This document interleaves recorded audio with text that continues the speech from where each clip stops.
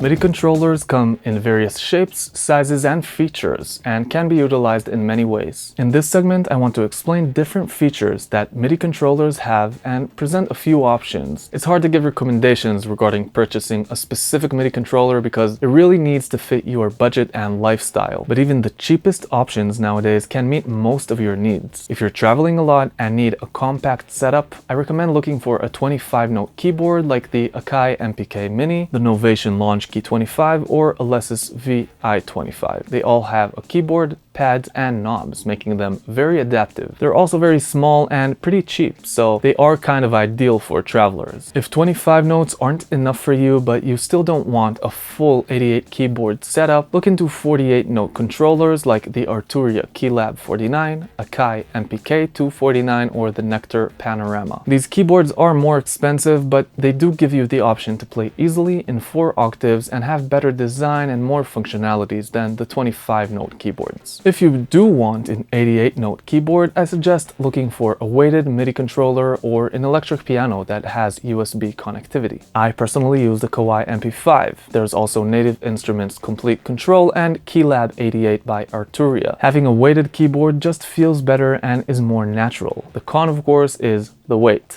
making it less portable. There are great 88-note keyboards that are semi-weighted and weigh less, like the NEKTAR LX88 and Studio Logic Numa Compact. Most keyboards are extremely simple to use, you just plug and play. Some are integrated with certain softwares more than others, like the Complete Control by Native Instruments or ABLETON Push, which is also a great controller that you should also consider if you're an ABLETON user. I actually like using the ABLETON Push with Pro Tools because it actually makes no sense and it pushes me to creative directions I wouldn't have gone to if I was using a piano keyboard. Most modern controllers will connect to your computer through USB, making life very easy. But just for general knowledge, the original MIDI connection is a 5-pin connection looking like this. Some modern interfaces still have the option to connect a MIDI cable, but make sure before you buy a controller that the connection it has works with your setup. Your MIDI controller might have a piano keyboard, pads, faders, pan pots, or all the above. The MIDI controller will serve you a lot in your music making and productions, so invest some time, read reviews, figure out what your budget is, and purchase wisely. After you've got your setup together, experiment and figure out how your controller serves you best.